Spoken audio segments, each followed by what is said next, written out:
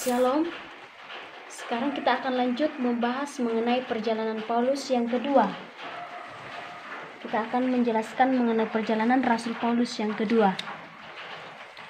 Perjalanan Rasul Paulus yang kedua ini dibahas di dalam Kisah Para Rasul pasal 15 ayat yang ke-35. Perjalanan yang kedua ini dimulai di Antiokhia. Pada saat itu Paulus dan Barnabas masih tinggal beberapa lama di Antiokhia pada saat itu. Lalu kemudian terjadilah perselisihan di antara mereka. Lalu akhirnya Barnabas memilih untuk pergi bersama Yohanes ke Siprus. Namun Paulus lebih memilih Silas dan berlayar pergi ke Kilikia. Di situ dia meneguhkan hati jemaat-jemaat yang ada di situ. Lalu kemudian Paulus melanjutkan perjalanannya ke Listra dan Derbe. Di Listra dan Derbe, Paulus bertemu dengan Timotius. Lalu mengajak Timotius ini untuk berangkat bersama-sama dengan mereka. Di dalam Kisah Para Rasul pasal 16 ayat yang keempat, di situ membahas mengenai Paulus menyeberang ke Makedonia. Namun sebelum Paulus sampai ke Makedonia, Paulus melintasi tanah Frigia dan Galatia. Di situ mereka tidak masuk di Asia karena Roh Kudus tidak mengizinkan mereka untuk memberitakan Injil di situ. Lalu kemudian mereka sampai di Misia. Setibanya di Misia, mereka mencoba untuk masuk di Bitinia. Namun Roh Allah tidak mengizinkan mereka untuk masuk di daerah itu. Lalu kemudian mereka melintasi Misia, akhirnya sampailah di Troas. Di Troas ini pada malam harinya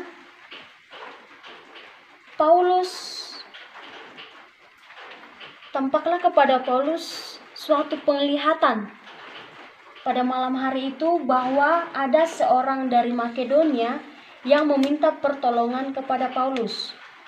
Sehingga pada keesokan harinya bergegaslah mereka, lalu mereka berlayar ke Samotrake. Setelah itu mereka melanjutkan perjalanannya ke Neapolis. Lalu mereka sampai ke Filipi. Setelah sampai di Filipi, Paulus bertemu dengan seorang perempuan yang bernama Lydia. Lydia ini adalah seorang penjual kain ungu muda. Dan dia adalah seorang yang berasal dari kota Tiatira dan juga orang yang percaya kepada Tuhan. Di Filipi juga, Paulus bertemu dengan seorang perempuan yang memiliki roh tenung. Perempuan ini selalu mengganggu Paulus di dalam memberitakan firman Allah. Lalu kemudian setelah di Filipi, Paulus ingin melanjutkan perjalanannya ke Tesalonika. Namun sebelum sampai di Tesalonika, Paulus melintasi Apolonia. Lalu kemudian sampai di Tesalonika. Di Tesalonika ini Paulus masuk di dalam rumah ibadat orang Yahudi, lalu memberitakan firman Allah di situ. Kemudian setelah di Tesalonika, Paulus melanjutkan perjalanannya ke Berea. Di Berea ini, Paulus bertemu dengan orang-orang Yahudi di dalam rumah-rumah ibadat.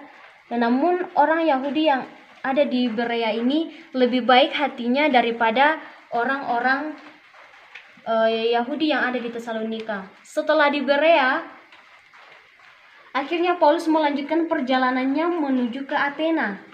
Sesampainya di Athena, Paulus merasa sedih. Mengapa?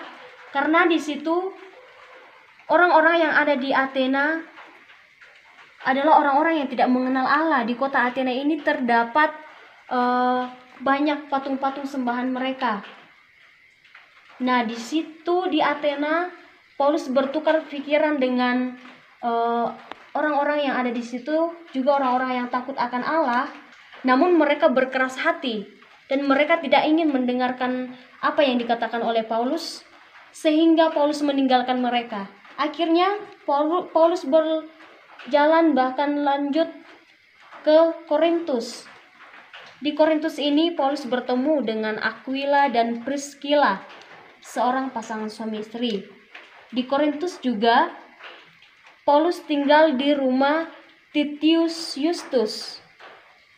Nah, di Korintus juga ada seorang yang bernama Crispus yang juga percaya kepada Allah.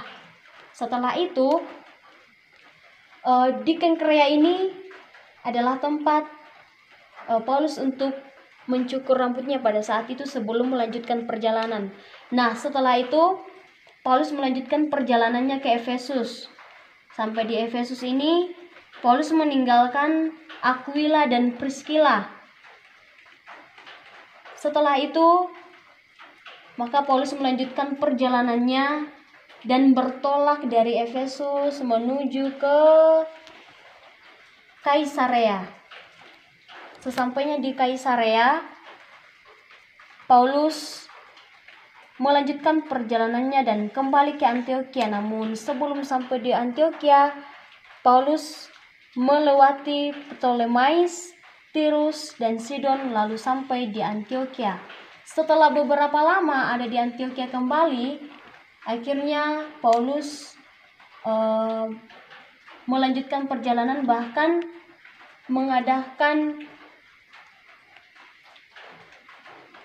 perjalanan di tanah Frigia dan Galatia.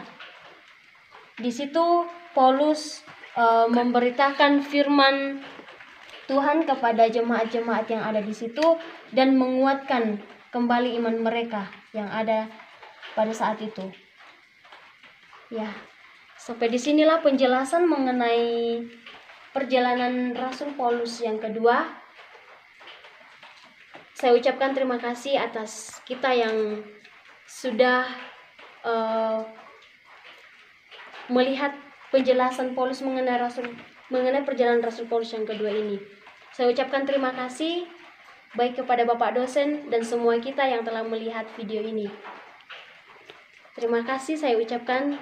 Tuhan Yesus memberkati.